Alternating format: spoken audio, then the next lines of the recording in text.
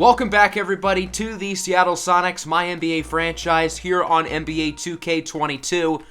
We are currently in season number 3, a little bit over halfway done, and our Sonics are playing awesome basketball. We're 33-15. We're the number 1 seed in the Western Conference, and we are either first or second in every power ranking metric. So it has been a great season for us, and we are doing all of this without, most likely, an all-star. We do not have any of our guys high in the all-star voting, which completely blows my mind. I took a look at some of the stats for the forwards on that list, and they are a little bit better than Buzz Wigginton's, but I just don't get it. BJ Boston's stats are glitched, by the way, but other than that, I think everything here is legit. And going back to the Buzz Wigginton point, I just find it crazy that the best player on the best team in the Western Conference, who absolutely deserves to be an all-star, isn't one, which is mind-blowing. So the trade deadline is about 2.5 weeks away or so. We've made one trade this season, acquiring Talen Horton-Tucker for the Houston Rockets, and in our current position as a young team who's completely overachieving, I think we will make a big move for a star. Maybe not this trade deadline, but I think within the next calendar year, whether that's in the offseason or after that, we can make a big move. We do have the number 1 projected pick from the Los Angeles Lakers, keep in mind, so we have a major asset at our disposal, along with plenty of other draft picks as well. Not only our stash of picks, but we also have plenty of young talent we can look to move. Obviously, Buzz Wigginton is untouchable, and I think the other 2 players who I really would not be willing to trade are Cairo Story and Oscar J. Basilin. Other than that, I think pretty much everybody is fair game. There are players like Cam Reddish who I would prefer not to move, but give or take, if I had to give up someone like Reddish or Horton-Tucker or Chance Dumas, somebody like that, I would have to do it. But those guys are also players I would prefer not to make a move for. So I do want to take a look around the league for some possible stars, maybe not just for our team, but other teams as we approach this trade deadline. And there are quite a few big-time names who could be in the trade market, maybe not yet, but soon. We're going to start with some lawn shots. Shai Gilgeous-Alexander of the Thunder is a major lawn shot. The Thunder still have plenty of picks, so I don't think this is going to happen. They still have a very bright future, but who knows.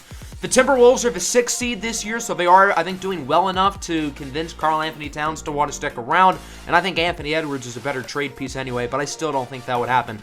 Brandon Ingram as well. I do think Portland views him as their long-term number 1 option, so I think that would be really unlikely. LaMelo Ball as well. The Hornets have been fine this year. I don't know how LaMelo feels about playing in a super small market, but I don't think this would come up yet. If you look at the Dallas Mavericks, they have underperformed 2 years in a row with Luka and Bradley Beal. I don't think Luka's going to be on the trade market anytime soon, but maybe Bradley Beal, possibly. And then the Houston Rockets, they've been a little bit disappointing this season. I don't think there's a reason for them to want to trade Jalen Green, but again, another lawn shot. Let's now talk about players who I think could be a little bit more realistic, and that starts with the Boston Celtics, who have majorly underperformed this year. They're one of the worst teams in the Eastern Conference. I don't think they're going to want to trade Jason Tatum. He is a 95 overall, but Jaylen Brown is somebody who can make a lot of sense. Brown is an impending free agent, so if the Celtics do move him here at the deadline, I don't think he would cost a ton. The Miami Heat have been dreadful this season. I think Jimmy Butler would be a really good fit on a young team like the Sonics, but he is getting older and he is super expensive. I think Bam Adebayo would make a lot more sense for us. Him and Buzz Wigginton in the front court would be a really good fit, and I think that'd be a really fun pairing.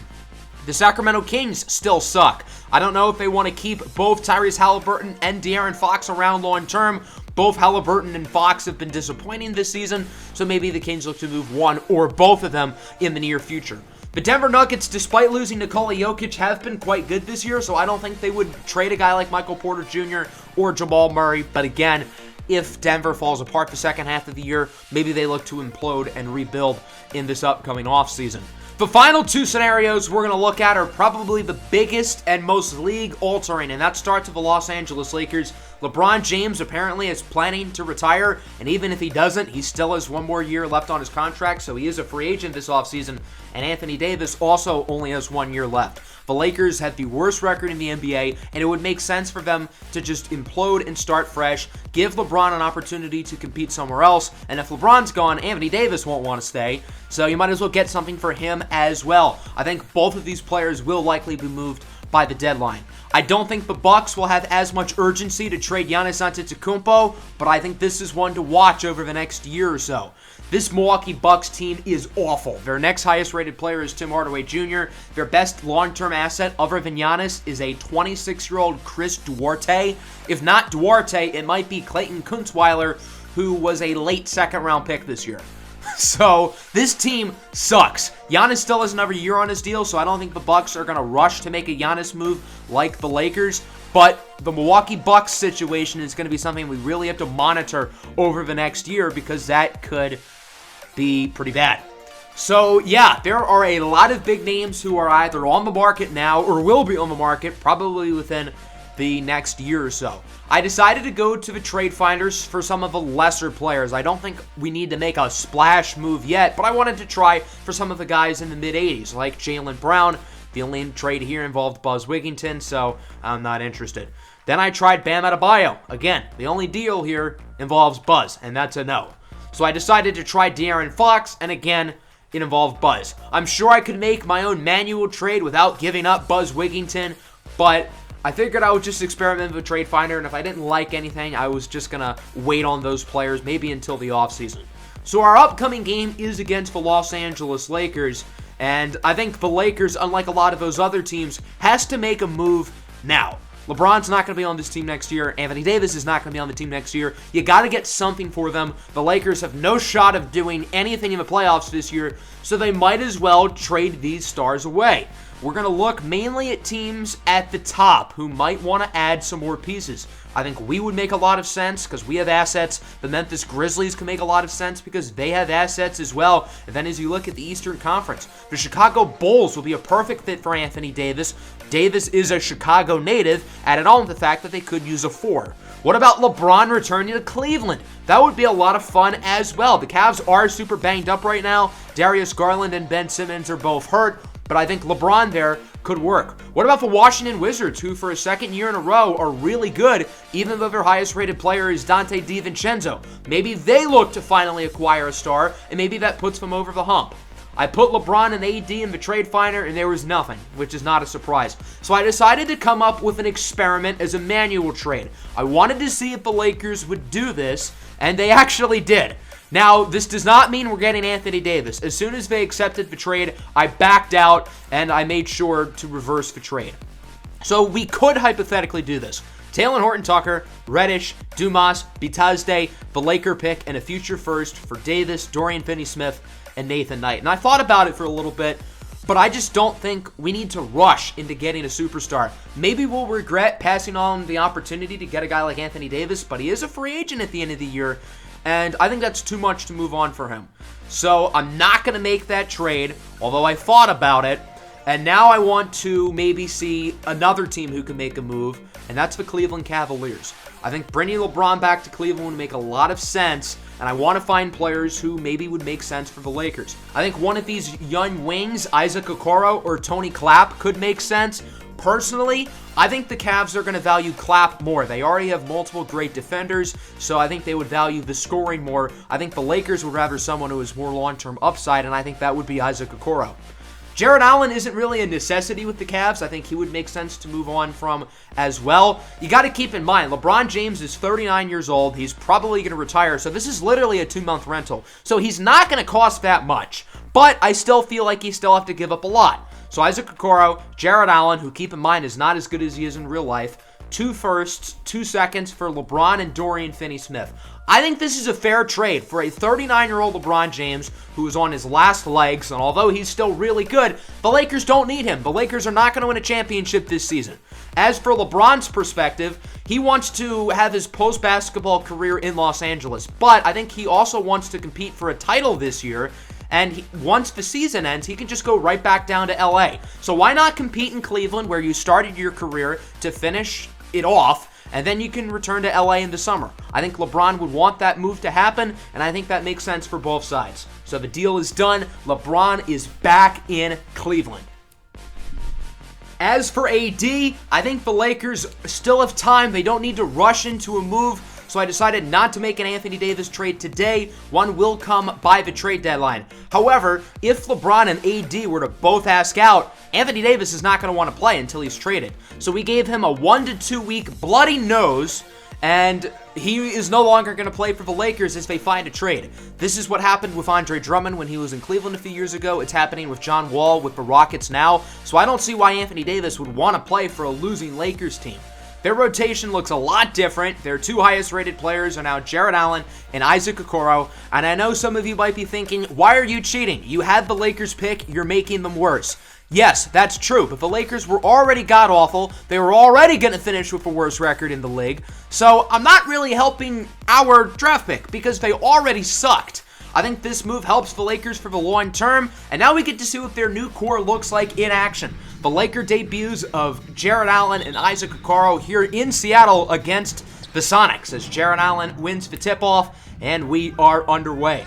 Seattle knows this is a bad team and might view this as an easy win. We'll see how they handle it, as here is the rookie, Cairo Story, lets it fly from beyond the arc. Nice shot for Story. That'll put the Sonics quickly on the board. Cam Reddish flying inside. He gets to the rookie, Chance Dumas, and he flushes it down. Nice drive for Chance Dumas, who, of course, is in the starting lineup, and he's played well ever since he came back from his injury. He's been big time as Buzz Wigginton blocks the shot. Here comes Seattle on the fast break. Cairo Story with the drive and the poster. The Sonics are putting on a show early. They lead 9-0. A dominant start to this game for Seattle, and they're not letting up. Oscar Jabasilan now with the dunk. The Sonics are up 11-0. I get that this Lakers team is probably the worst in the league, but they look rough. Finally on the board, it's Isaac Okoro with his first Lakers points, and now they're only down 11-2. Seattle answers right back as killer Cam Reddish hits the three, and it is 14-2. Dumas turns it over, trying to steal it right back. He has some trouble, but he does pick it up. Dumas misses the layup, but Buzz Wigginton is there for the putback, and it is now 16-2. Utter domination between the best team in the West and the worst team in the West. The Lakers could really use a bucket as DJ Jones hits the three. Los Angeles just with 2 made shots in the first 6 minutes of this game as Horton Tucker gets it to Goga Bitadze for 3. Everybody is scoring right now for the Sonics. They lead 23-5. An unbelievable blowout, but it gets worse. The former Laker, Talen Horton Tucker, hits the 3 in the corner, and it's now 26-5. After a pair of buckets, it's now 28-7. As Isaac Okoro flies in for the slam. It seems like the Lakers' offense is starting to do a little bit better. I mean, I don't know how you can do worse than 2 buckets in 7 minutes. Tyrone Williams with the layup. Williams was picked in the second round this year and has been a pleasant surprise for them, averaging around 16 points per contest. A large part of that is big stats on a bad team, but he has still been impressive as Norman Powell hits an unbelievable buzzer beater. And through 1, the Lakers are now only down by 19. Now they're only down by 16. The offense looking good early in the second as it's a lob from Williams over to DJ Jones. 34-20. Gary Harris no good at the rim. Nice defense by Bull. And then here comes the Sonics on the other end. Cam Reddish flying upstairs for the slam. Nice dunk for Reddish. It's now 20-38. Seattle is back to their dominant form as Buzz Wigginton gets it to an open. Oscar Jabasilan for 3. Seattle leads by more points than the Lakers have. Now they don't, as it's a 19-point game. Cairo Story gets Cam Reddish off the screen. Reddish hits the 3. He's gotten off to a strong start tonight with 8 points, and the Sonics are back up by 20. 24-44. Here's Buzz, guarded down low by Jarrett Allen. Connects with Cairo Story. He connects from deep, and Seattle is just shooting the ball at will right now. The Lakers' perimeter defense has been atrocious. Somebody's open. For Seattle, it feels like every possession. Nice pass for Chance Dumas off the steal. Dumas high-stepping back on defense as the Sonics lead this game by 25 points. Cairo Story with the drive. Pump fake inside for Buzz Wigginton. Nice pass from Story, who's been running the point the past couple games. He is Seattle's best playmaker and leads the team in assists. Here's Mo Harkless off the screen. Fools Mukwamu and gets the slam.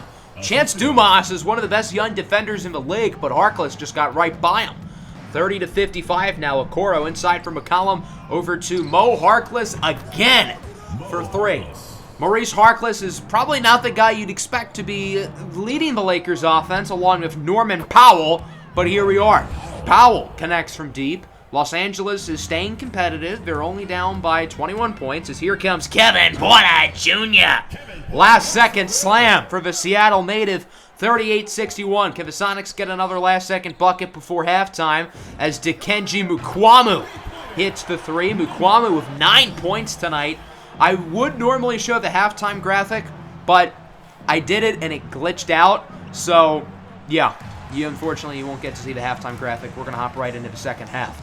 40-64. What a pass from Chance Dumas over to Cairo Story.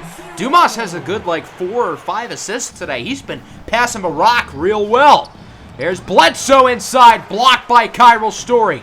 On the other end, Reddish over to Chance Dumas. Dumas trying to drive by Jared Allen. Contested layup is good.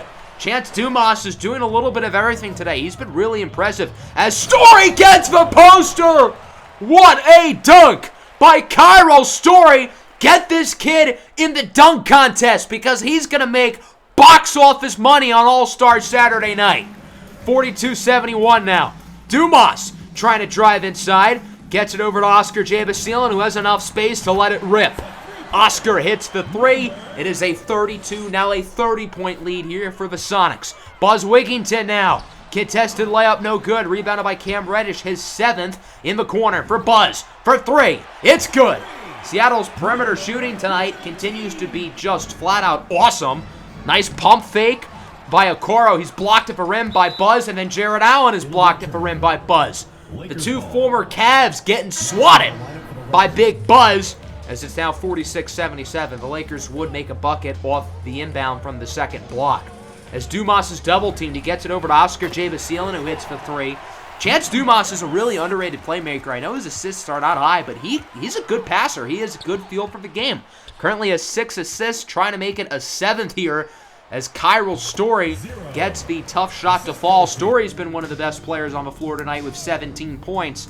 He has really come into his own as a rookie as Tyrone Williams, no good, grabs his own rebound. Nice play by Tyrone Williams, who continues to be a bright spot on this Lakers team. Dumas tries to lob it for Buzz. It's tangled up. Buzz gets it right back, though, for an and one. Unfortunately, Dumas does not get credit for the assist, which kind of sucks because he is on pace to be close to a triple-double. 58-69 now. Here's the 7'5" Dax McCollum over to Isaac Okoro for 3. Okoro's not a bad shooter, but obviously offense is not the strength of his game. He's a great defender, great athlete. Nice shot by Kevin Porter Jr. here in the winding moments of the third quarter as it is a 30-point game. Norman Powell heaves it up from past half court. It is no good. So this game is a blowout. The Sonics are obviously dominating. We're going to skip through the fourth quarter. I imagine you guys get the point here. Seattle is far superior than the Lakers. So we're just going to skip the fourth quarter, and it would be much of the same. 118-85 is your final. A big win here for the Seattle Sonics, and not a great first showing in this new post-LeBron AD era of Lakers basketball. And I will say, it is the Lakers. They'll find a way to get random money out of nowhere. They'll get young talent, and they'll eventually get superstars. So if you're a Lakers fan, don't worry, this team's going to be good again in 2 years. But we're better than them right now by a mile. Cairo Story was great. Dumas did a little bit of everything. Buzz played well. Everybody played well. It was a good team win. Tyrone Williams with 24 points. I told you, this kid can ball. He's really good. He's probably their best scorer now that LeBron and AD are gone, so I would expect his numbers to continue to go up. We're going to simulate 2 of the trade deadline now, which will be in the next episode. We're going to have a lot of big moves around the league during this trade deadline, including, of course, Anthony Davis as he goes somewhere new. Jordan Poole is back from his injury, so that's good. He will slide back into the shooting guard position, and we will go back to running a 10-man rotation. Chance Dumas, for now, will go back to the bench, but I am going to give him more minutes than he was previously getting because I do think he has played really well and does deserve more playing time. We got an offer here for Jordan Poole. It's for 2 scrubs. I mean, I guess Patrick McCall's like a 3-time champ, but he's a scrub, so that's an easy no. We now have the All-Star Draft. We get to see if Buzz Wigginton, in fact, does make a final pitch for the All-Star team, and as you can see, he is not there. Yet, Anthony Davis and LeBron James are both starters. AD and LeBron have both played for the worst team in the Western Conference this year. I don't know how they get in over Buzz. That just doesn't make sense to me. Kevin Porter Jr., pinched nerve in his back. He's probably going to be out until after the All-Star break. And then we got a really interesting trade here from the Hawks. Dikembe Mutombo and Bol for Onyeka Okongwu and Marquise Chris. And I actually thought about this one for a little bit. I said no, but we might go back to it during the trade deadline episode. Okongwu is a little bit short at 6'8", but I do like him a lot. I will say Dikembe Mutombo in limited minutes has been really good. I do want to get him more playing time because he has been impressive. And then I feel like Bol and Marquise Chris are pretty much throw-in. So it's basically Mutombo for Okongwu, which is an interesting idea. Let me know what you guys thought about that trade. So in the 6 games we simulated, we went 4-2, including losing to the Indiana Pacers, who were really bad at the beginning of the year. Now they're like really good. It's weird. So we're still the 1 seed. The Warriors are imploding, and we are a nice like 5 or 6 games ahead of the 2nd place team in the West. So we're in a really good spot at the moment, and during the trade deadline, we're definitely going to make a move. We might get one of the players we talked about today. We might not. I don't think we have to rush into a big move, and I don't plan on trading that Lakers pick, but given the opportunity, you never know. We'll have to see what happens. I hope everybody enjoyed the video. Make sure to hit the like button. Make sure to subscribe to the channel if you are new. Peace out.